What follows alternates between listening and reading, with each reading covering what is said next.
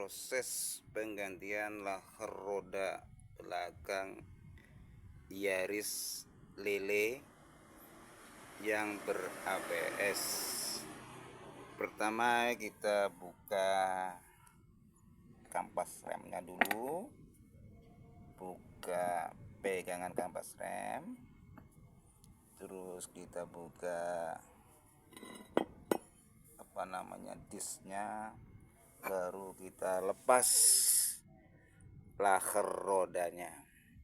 Ini suaranya gemuruh di bagian belakang, ternyata laher rodanya sangat memprihatinkan.